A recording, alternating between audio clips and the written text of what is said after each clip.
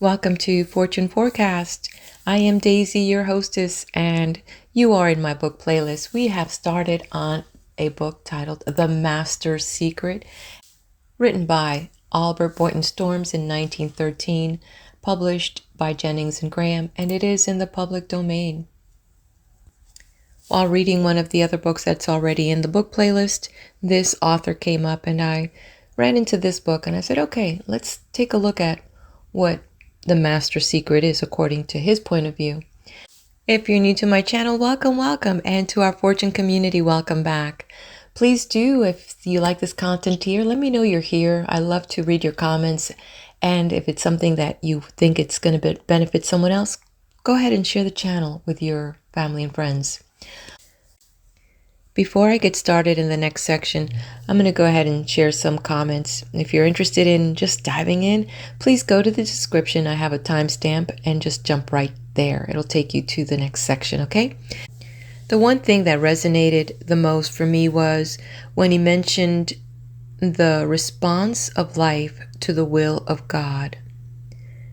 And for me, that thought alone, some people, depending on your personal beliefs, sometimes it feels like life is just happening to you. Other times it feels like there is a plan and you're like on track.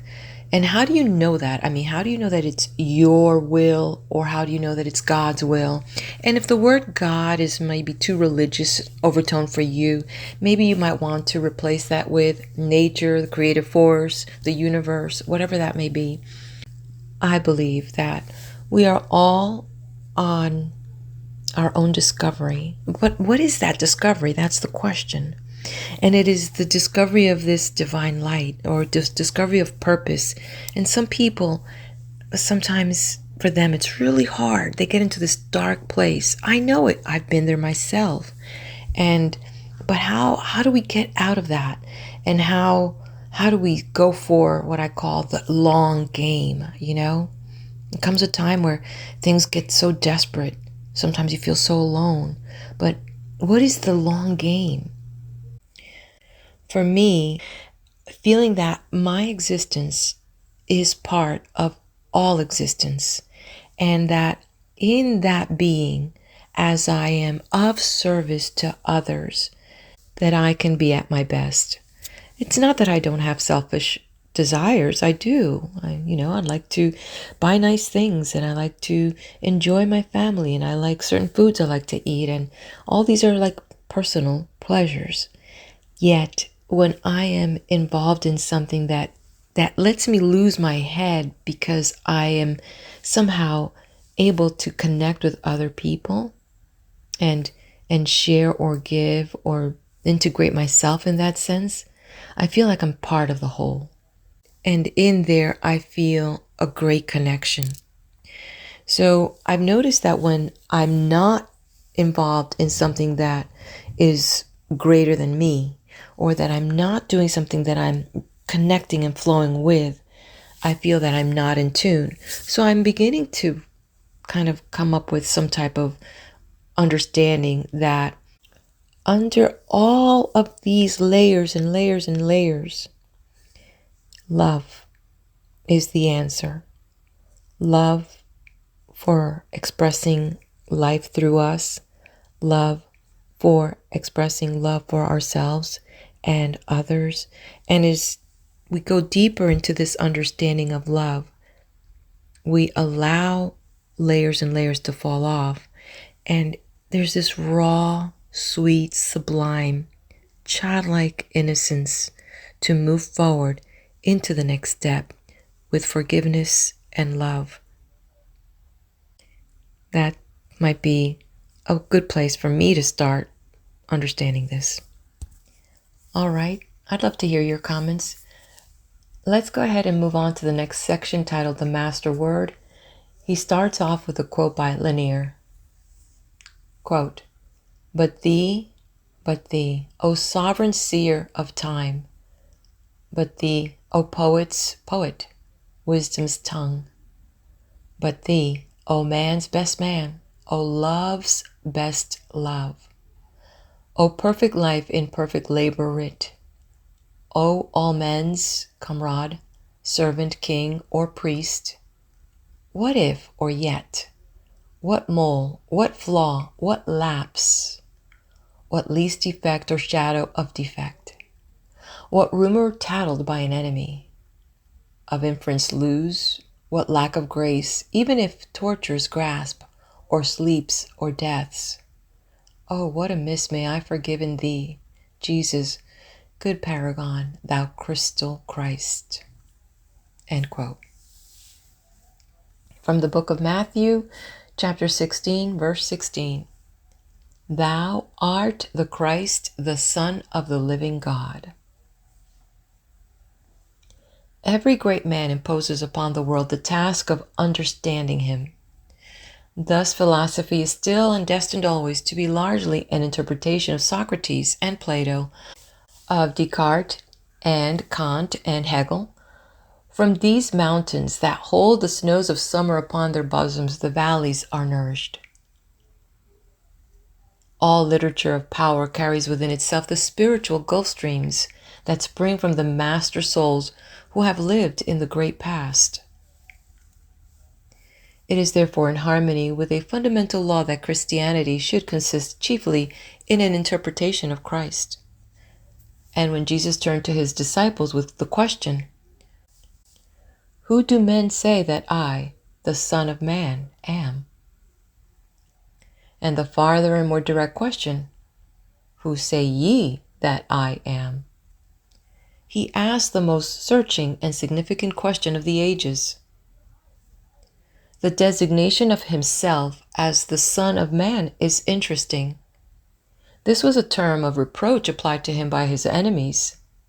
They had said contemptuously, "This Jesus is just one of the common people, a son of man." The disciples never used the expression when addressing Jesus or speaking of him, but Jesus picked up this term of reproach, a bitter epithet, and wore it. The mud thrown at Jesus by malignant hands was transfigured into a jewel upon his breast. So he lifted the cross and was lifted upon it from ignominy to glory. Jesus accepted the designation. He identified himself with the common people. Jesus was the world's great Democrat. And yet, he invites such confession concerning himself as lifts him into divine preeminence. When Peter said, "Thou art the Christ, the Son of the living God," Jesus was profoundly moved and placed upon this confession the deepest significance. "Blessed art thou, Simon Bar-Jonah, for flesh and blood hath not revealed it unto thee, but my Father which is in heaven. And I say unto thee that thou art Peter, and upon this rock I will build my church, and the gates of hell shall not prevail against it." Some centuries have passed since Jesus thus stood with his disciples at the headwaters of the beautiful sea. There by the shore, where the waves caressed the sands like a lover's kiss, or hurled their ponderous weight upon the rocks and cliffs, breaking with the laughter of Titans, Jesus asked the great question, "Who do men say that I, the Son of Man, am? Who do ye say that I am?" Jesus, with his disciples, had retreated into the coasts of Caesarea Philippi. It is said that in this region are two springs, Jor and Dan, whose combined waters are the source of the river that bears their combined names, the Jordan. Jesus loved the solitude, the open sky, the mountainsides, the trees, and the water. He loved folks, too, but he got away from the crowd at times to be alone with God and with his disciples. There is perfect wholesomeness and poise in the Master's soul. Quote, "Into the woods my Master went, clean forspent. Into the woods my Master came, forspent with love and shame. But the olives they were not blind to him, the little gray leaves were kind to him. The thorn tree had a mind to him when into the woods he came. Out of the woods my Master went, and he was well content. Out of the woods my master came, content with death and shame. When death and shame would woo him last, from under the trees they drew him last. 'Twas on a tree they slew him last, when out of the woods he came. And that was from A Ballad of Trees and the Master by Lanier. It was here in the retreat by the headwaters of the Jordan, when Jesus came into the coast of Caesarea and Philippi, that Jesus elicited the great confession. He asked a healing question. He drew Peter out. The time had come for the disciples to know the sweep and power, the majesty of their Lord's personality. He was no mere rabbi after the order of the teachers of Israel. In answer to his question, "Who do men say that I, the Son of Man, am?" The disciples repeated what men were saying in their attempts to understand Jesus. Some say John the Baptist, some Elias, and others Jeremiah, or one of the prophets. All these were appreciative estimates. This was the best men knew. They could give Jesus no higher honor. But Jesus elicited and welcomed an entirely different estimate of himself, though he called himself the Son of Man. When Peter said, "Thou art the Christ, the Son of the living God," Jesus replied, "Flesh and blood hath not revealed it unto thee, but my Father which art in heaven." If Jesus ever stated the central and vital principle of religion, it is here. This answer in the Great Confession is the climax, the consummation of revelation. At the baptism, the heavens were opened, and a voice from above said, "This is my beloved Son, in whom I am well pleased." Few, very few indeed are the authentic instances in which God has thus spoken from the open heavens. The occasion is extraordinary, the endorsement and authentication of Christ complete. Yet this was not the climax or consummation of God's revelation in Christ.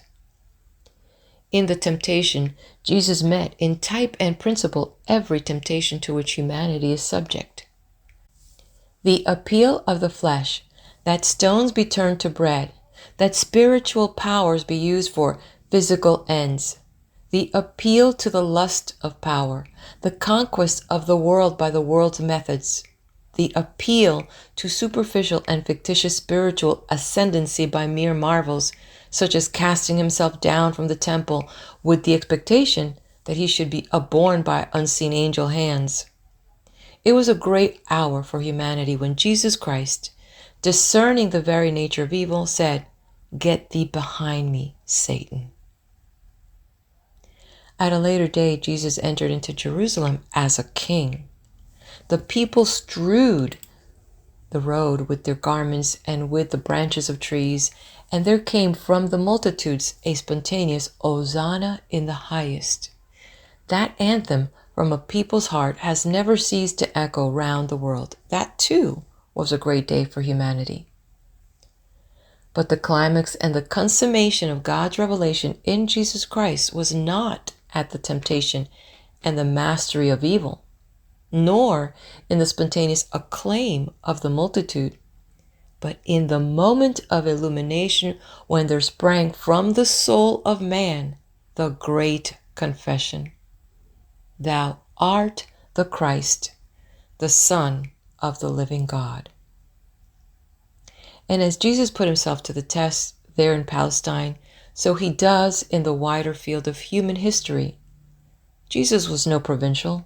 He spoke in world terms, he dealt with humanity, and his program comprises the ages.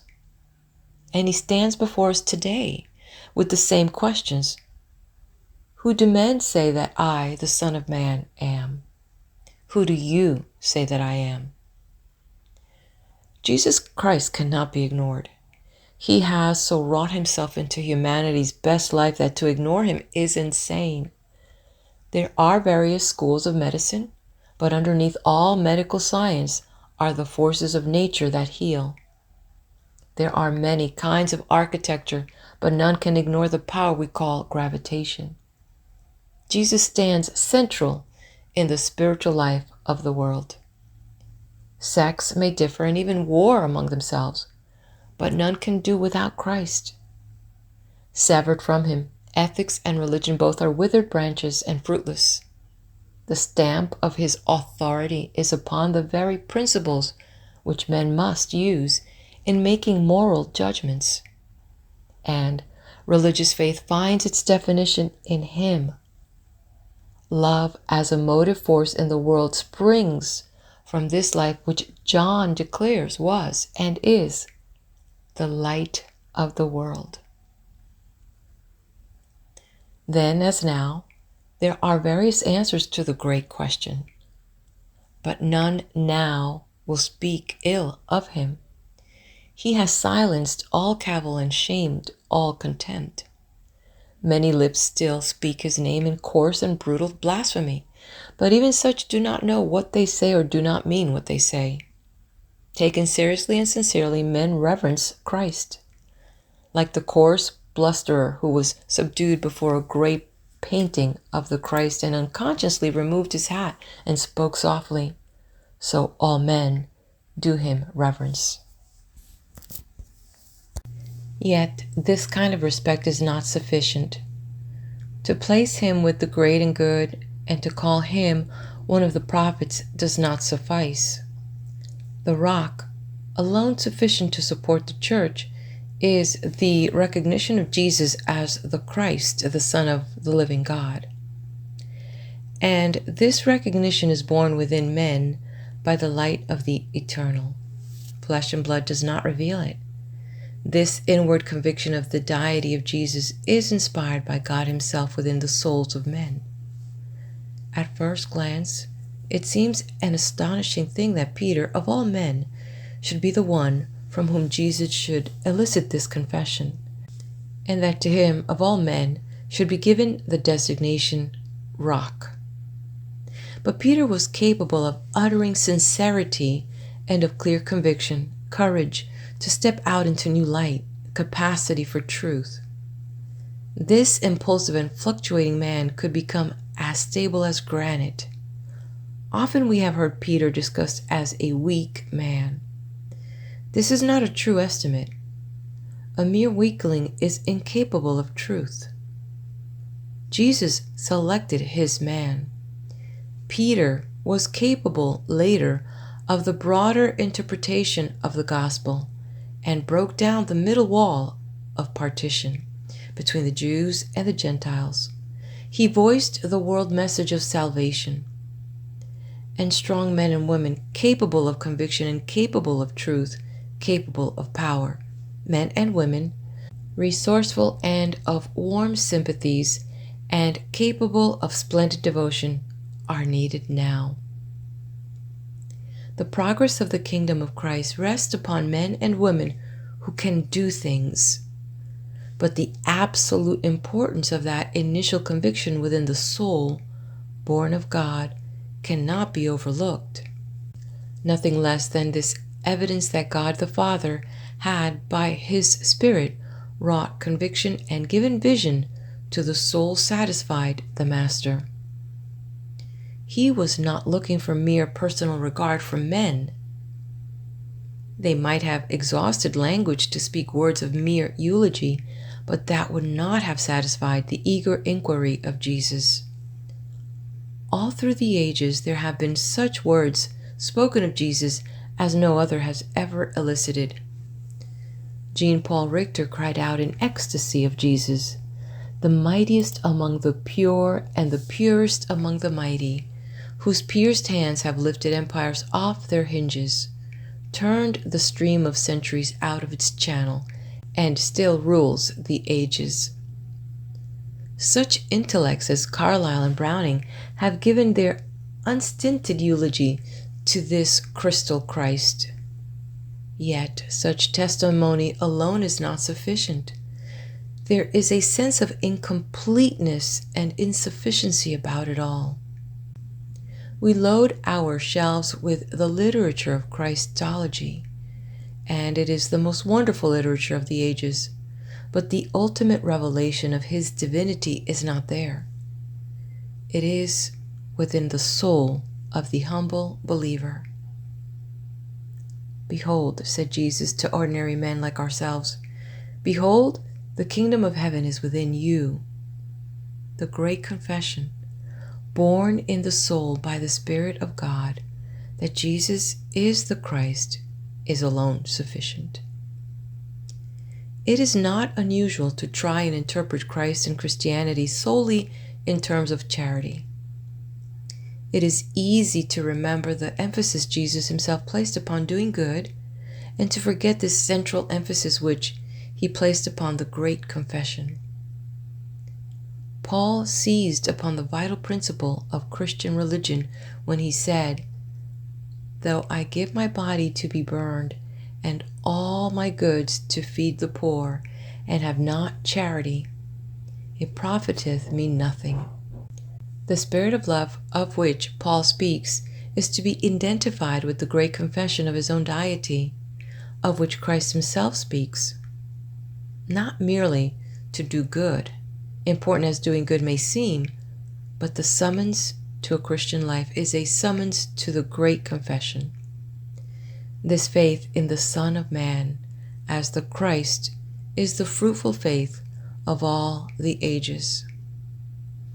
It is this faith for which men are willing to die, as Chinese Christians showed themselves willing to die in this modern age of martyrs, not for a dogma or a system of moral teaching and good works, but for Him who died for them. Men and tender women and even children are willing to die. This faith has inspired in men supreme allegiance to Jesus Christ. In the great confession lies the dynamics of faith. The church Jesus founded is not an ethical culture club nor a charity organization, but a body of disciples who share a common faith. The great confession is the master word of union. Believing men may have the widest difference upon other questions, but in answer to the supreme question, they give one answer. Thou art the Christ, the Son of the living God. There are two symbolic narratives in the Bible that have complementary signification. At the Tower of Babel, there was confusion of tongues. Here was the symbol of ambition and selfishness and materialism and the confusion, the spiritual confusion that results. On the day of Pentecost, on the contrary, men heard each in his own tongue the marvelous message of the gospel, and there was unity. Ultimately, all disunion and discord will be harmonized in the great confession. End of the chapter. All right, if you haven't done so, hit that like button, subscribe to the channel if you would like, hit the bell so you'll get notified, and meet me at the next video